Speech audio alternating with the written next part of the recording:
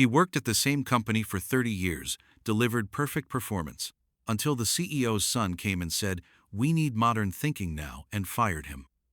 But the fired man knew the company's biggest secret. We need forward-thinking people, not dinosaurs stuck in the past.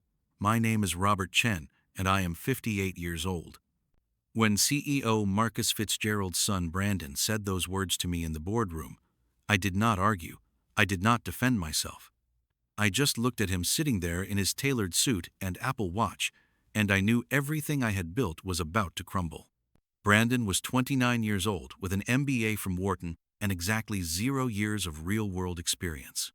He had walked into Meridian Technologies 3 months ago with the title of Chief Innovation Officer, a position that had never existed before and, frankly, nobody understood what it meant.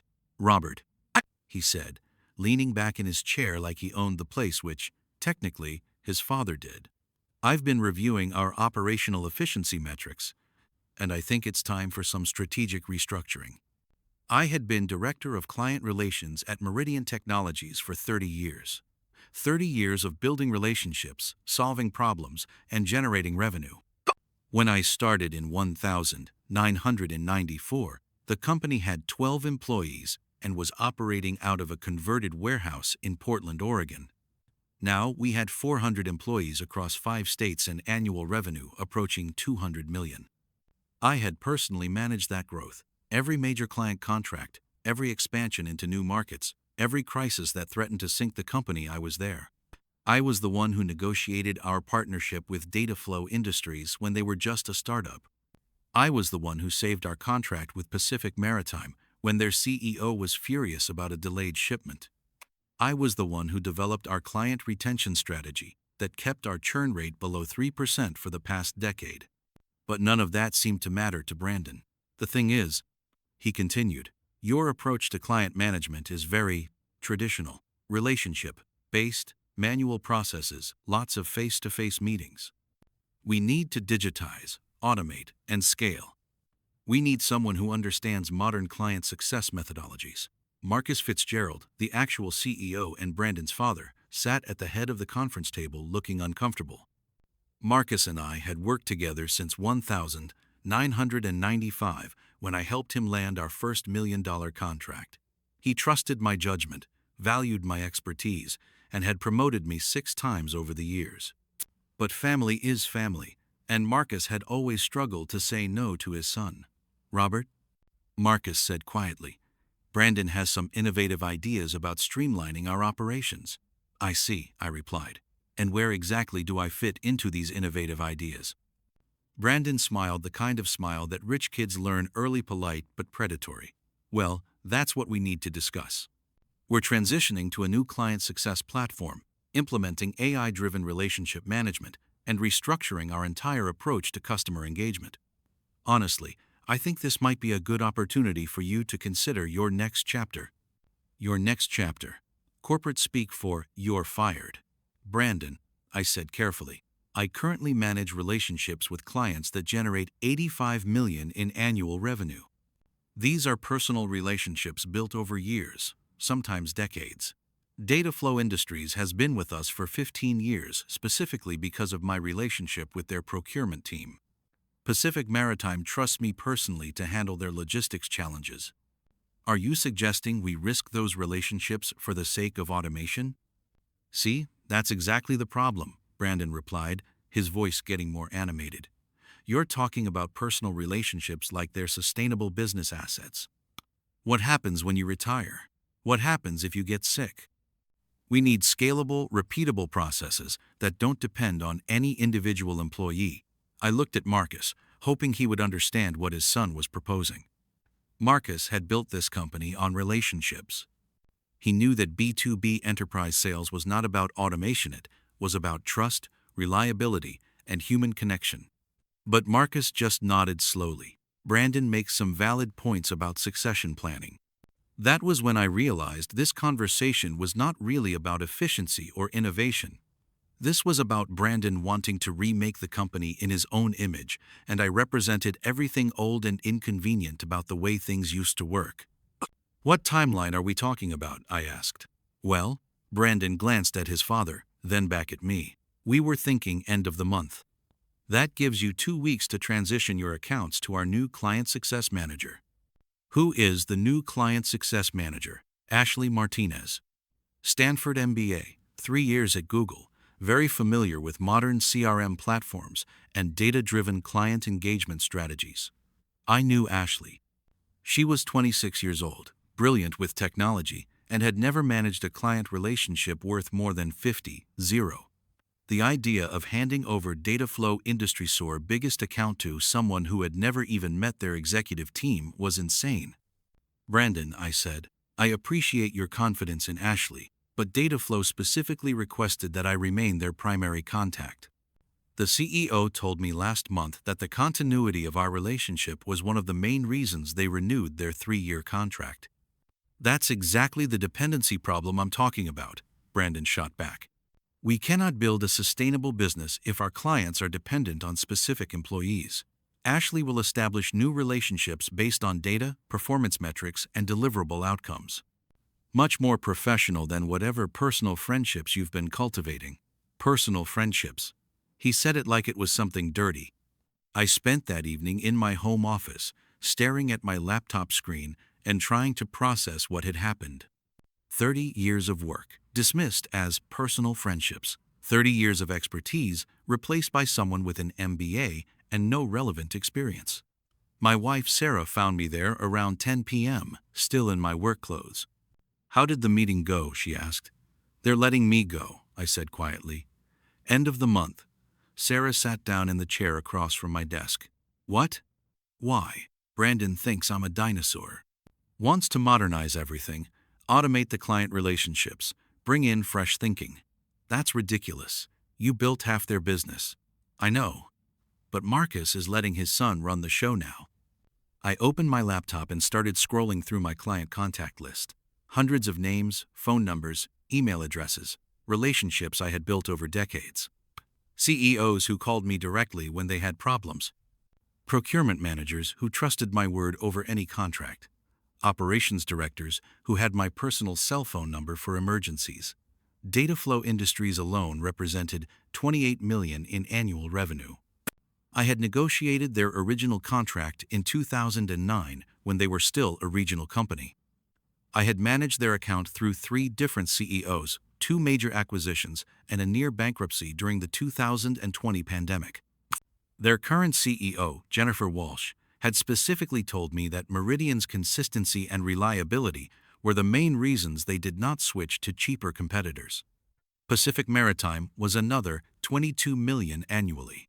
I had been working with their logistics team since 2012.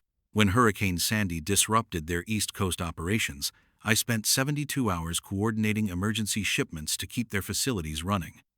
When their CFO was arrested for embezzlement, I helped them restructure their payment terms to maintain cash flow during the investigation. These were not just client accounts.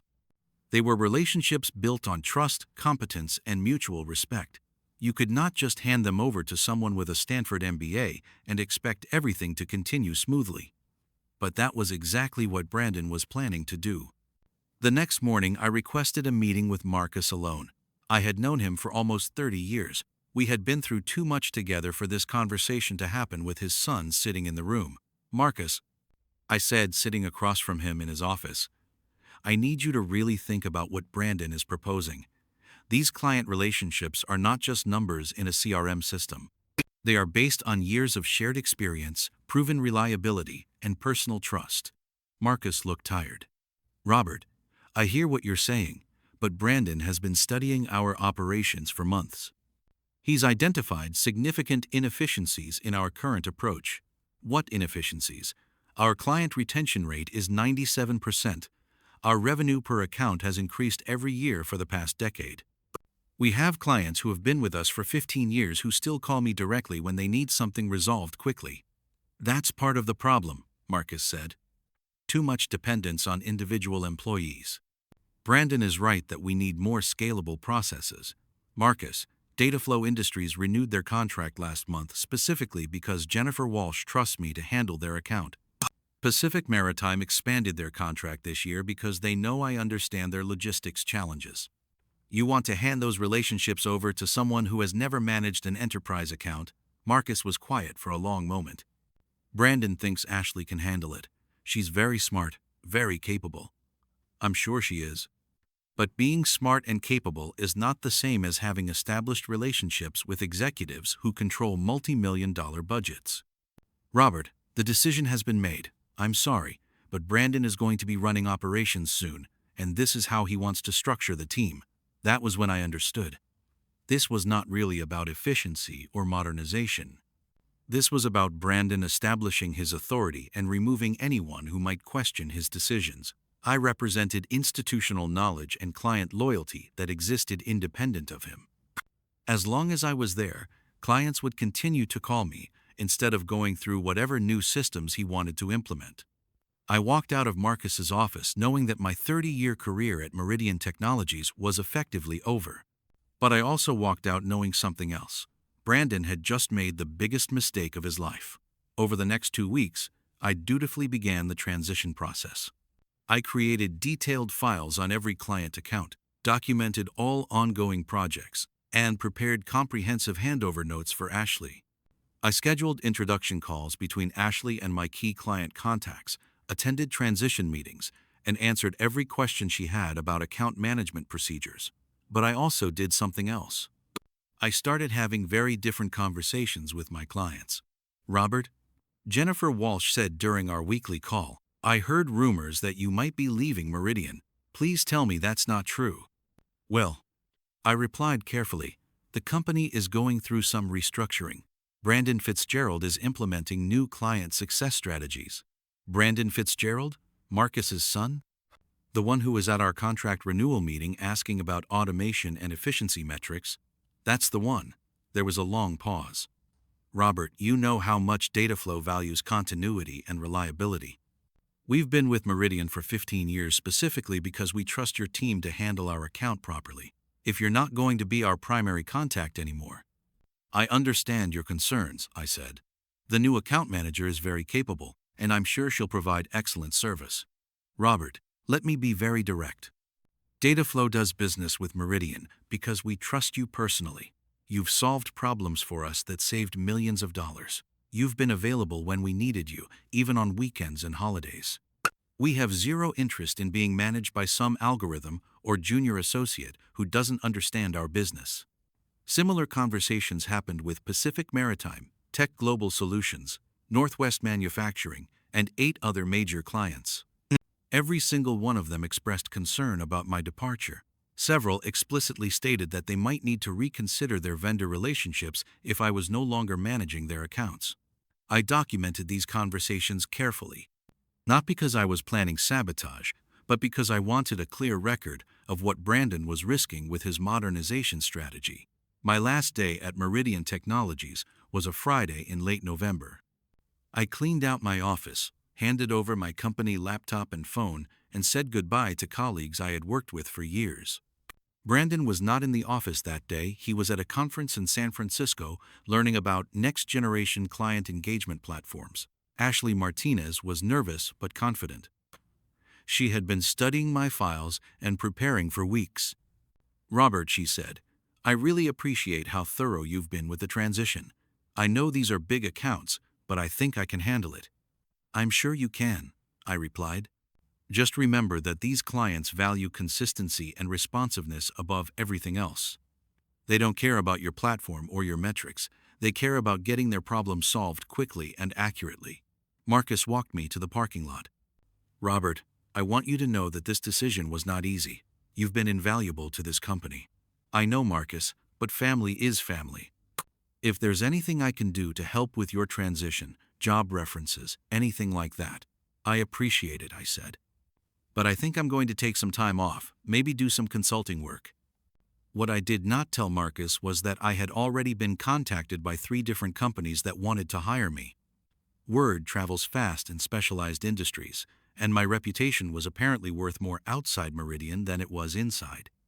I also did not tell him that Jennifer Walsh from Dataflow had called me that morning.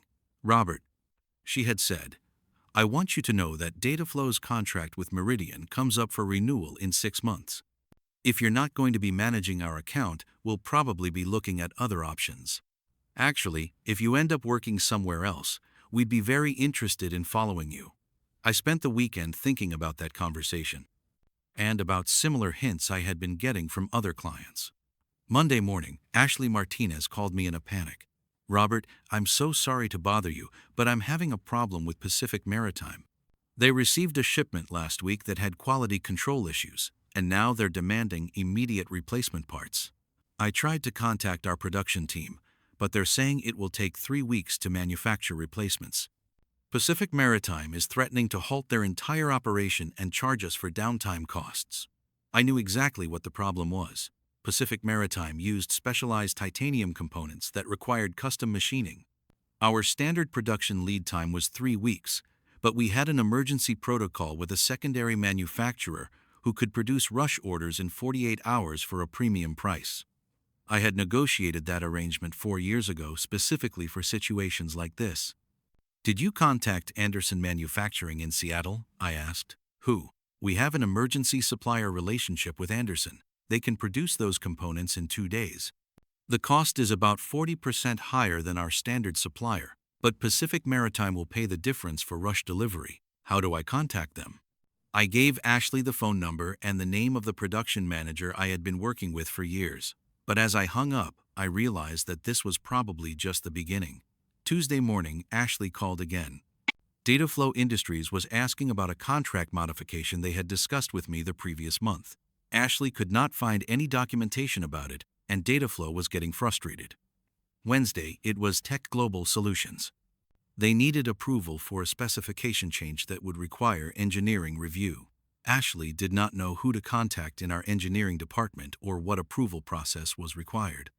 Thursday, Pacific Maritime called me directly. They were having another problem, and Ashley was not responding to their calls quickly enough. Robert, the logistics manager said, no offense to the new girl, but she doesn't seem to understand our business. We've been working with you for 12 years. You know our operations, our schedule, our priorities. This Ashley person treats every request like it's the first time she's heard of us. By Friday, I was getting calls from 4 different clients who were frustrated with their new account management experience. Ashley was competent and hardworking, but she did not have the institutional knowledge or established relationships to handle complex client needs effectively. I started documenting these conversations too. The following Monday, Marcus called me. Robert, I hate to ask this, but we're having some transition issues with a few accounts. Would you be willing to consult with us on a temporary basis? Just to help smooth things over while Ashley gets up to speed. What kind of transition issues? Well, Pacific Maritime is upset about response times. Dataflow is asking questions that Ashley can't answer. Tech Global is threatening to put their contract renewal on hold until they get better service. I see. And what does Brandon think about bringing me back as a consultant? Long pause. Brandon thinks we can work through these issues internally, but I'm starting to worry that we might lose some major accounts. Marcus, I predicted this would happen. These relationships took years to build. You can't just hand them over to someone new and expect everything to continue seamlessly. I know. Look, would you be willing to help out for a few weeks? Maybe work with Ashley to get her up to speed on the more complex accounts? I thought about it. What's the consulting rate? Whatever you think is fair. My standard consulting rate is $250 per hour. Another pause. That's significantly higher than your previous salary. Marcus, I'm not your employee anymore. I'm an independent consultant with 30 years of specialized experience. If you want access to that experience, it's going to cost you market rate. Over the next month, I ended up consulting for Meridian 20-30 hours per week. Most of my time was spent fixing problems that could have been avoided if I had never left. I helped Ashley navigate complex client issues, provided background on long-term client relationships, and personally intervened when major accounts threatened to terminate their contracts. I was essentially doing my old job at 3 times my previous hourly rate. But the real turning point came in January, when Jennifer Walsh from Dataflow called Marcus directly. Marcus, she said, we need to have a serious conversation about our vendor relationship. Since Robert left, our service quality has declined significantly. Response times are longer, solutions are less creative, and frankly, we don't feel like Meridian understands our business anymore. We're considering a competitive bidding process for our next contract. Data Flow Industries represented $28 million in annual revenue. Losing them would be catastrophic. Marcus called me that evening. Robert, Dataflow is threatening to leave us. Jennifer Walsh wants to know if you're planning to come back to Meridian or if they should start looking for a new vendor. What did you tell her? I told her I would get back to her. Robert, I need to ask you directly. Do you want your job back? I had been expecting this conversation for weeks. Marcus, I appreciate the offer, but I don't think that's going to work. Why not? Because Brandon made it very clear that my approach to client management is outdated and inefficient. I'm not interested in coming back just to have the same conversation again in 6 months. What if Brandon wasn't involved in client management decisions? What are you suggesting? I'm suggesting that maybe I made a mistake letting him restructure your department. Maybe some parts of the business shouldn't be automated. That weekend, I got a call from Jennifer Walsh. Robert, I wanted to let you know that Dataflow has decided not to renew our contract with Meridian. We've been talking to Connect Tech Solutions, and they've made us an offer that includes having you as our dedicated account manager. Connect Tech Solutions was a direct competitor to Meridian. They had been trying to poach Dataflow for years without success. Jennifer, I haven't agreed to work for Connect Tech, I know.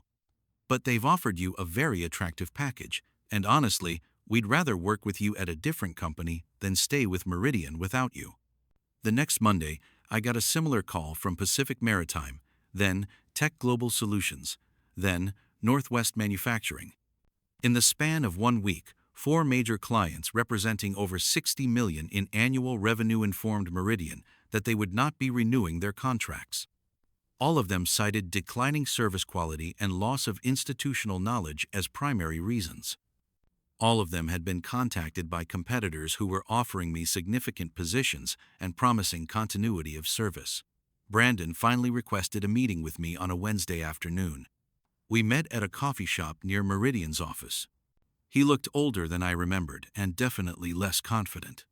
Robert, he said, I think there may have been some miscommunication about your departure and the transition process. What kind of miscommunication? Well, it seems like some of our clients were more attached to you personally than we realized. And the transition to new account management has been more challenging than anticipated. I told you this would happen. Client relationships in B2B enterprise sales are built on trust and personal connection. You can't automate trust. I understand that now.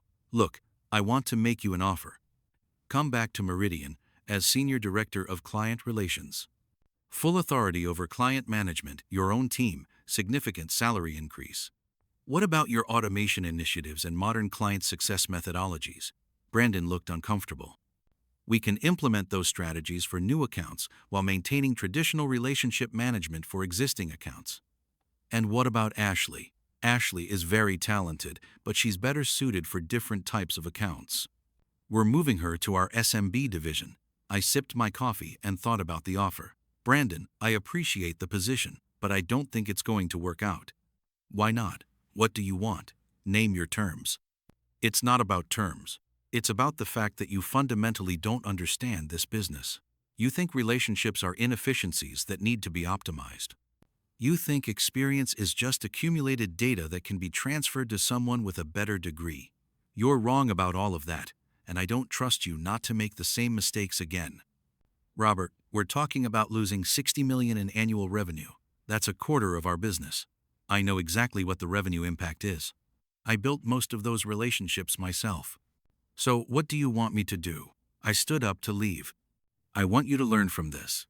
Experience isn't just years of accumulated data. It's wisdom gained from solving problems, building trust, and delivering results over time. You can't download that from a business school case study. That Friday, I accepted a position as Vice President of Client Relations at Connect Tech Solutions. My starting salary was 40% higher than what I had been making at Meridian. I was given equity in the company, my own team, and full authority over client relationship strategy. Most importantly, 4 of my largest former clients immediately signed contracts with ConnectTech specifically because I was managing their accounts. 6 months later, I heard that Meridian Technologies had been acquired by a larger company at a significantly reduced valuation. Marcus retired early. Brandon was reassigned to a junior analyst position at the acquiring company. As for me, I learned something important about the value of experience and the cost of arrogance. Sometimes the most expensive business lessons are the ones that teach young executives that wisdom cannot be automated, relationships cannot be scaled, and experience cannot be replaced by enthusiasm. At 58 years old, I was finally working for people who understood that. Ashley Martinez, by the way, turned out to be excellent at managing small and medium business accounts. She just needed clients who were appropriate for her skill set and experience level. Brandon's mistake was not hiring Ashley, it was thinking that one person could replace another without considering the specific requirements of the role. But that's a lesson that cost Meridian Technologies $60 million to learn. Some education is expensive. Some education is worth every penny.